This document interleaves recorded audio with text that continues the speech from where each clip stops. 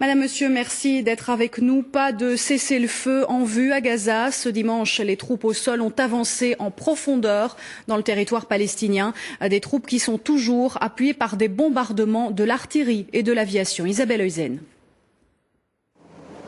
C'était hier soir, à la tombée de la nuit.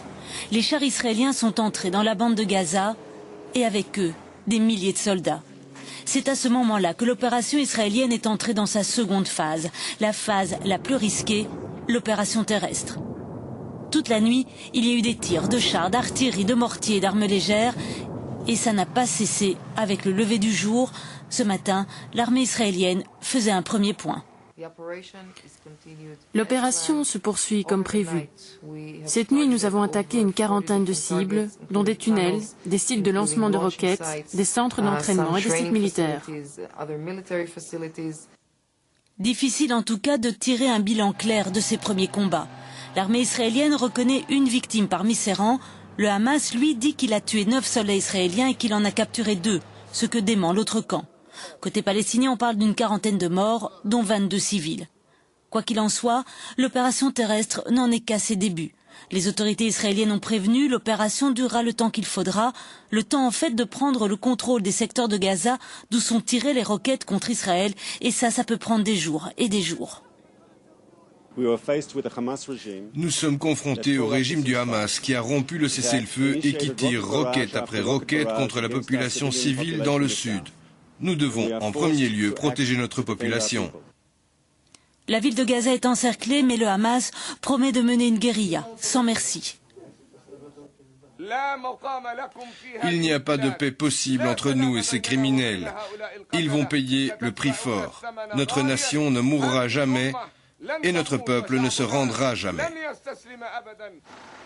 Face au Hamas, des milliers de réservistes israéliens sont mobilisés et rejoignent leur base, prêts à se battre.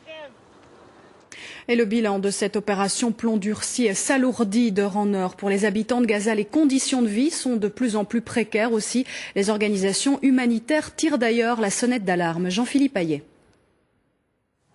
Qu'elles soient aériennes ou terrestres, comme depuis hier soir, les opérations israéliennes à Gaza touchent de plein fouet les populations civiles palestiniennes. De sources hospitalières, aujourd'hui, une cinquantaine de Palestiniens ont été tués, dont au moins 22 civils, portant à plus de 500 le nombre de victimes depuis le début des attaques israéliennes.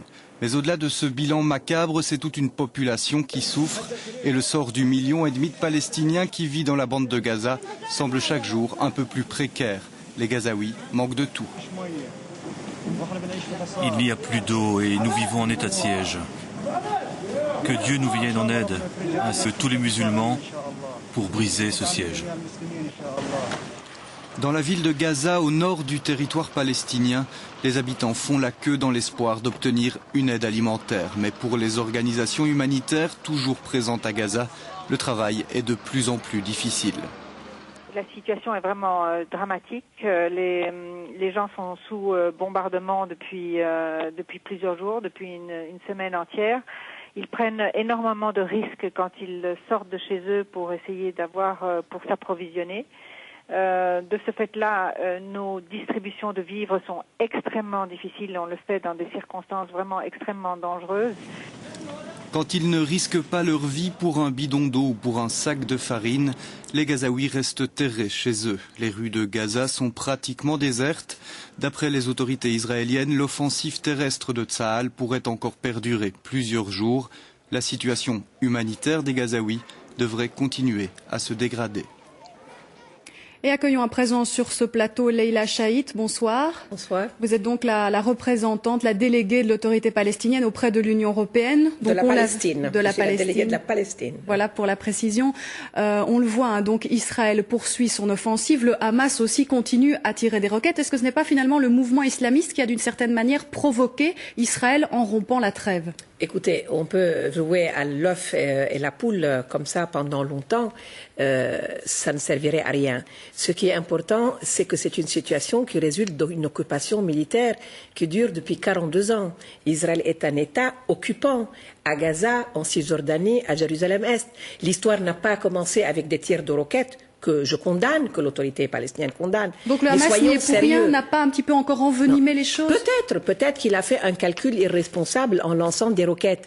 Mais il y a derrière l'armée israélienne un État avec une planification, avec une direction politique qui doit savoir quoi choisir. Il y a aussi les élections qui se profilent on aussi. est en train aujourd'hui de prétendre qu'on combat une organisation en bombardant 1,5 million de personnes dans un lieu qui a la plus grande densité au monde.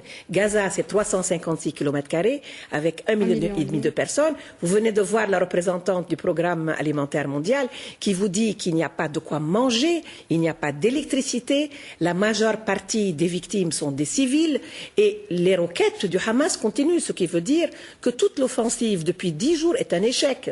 Mais le Hamas, il prend d'une certaine manière la population palestinienne en otage. Oui, d'une certaine manière, il la prend, mais celle qui le prend le plus en otage, c'est l'armée israélienne.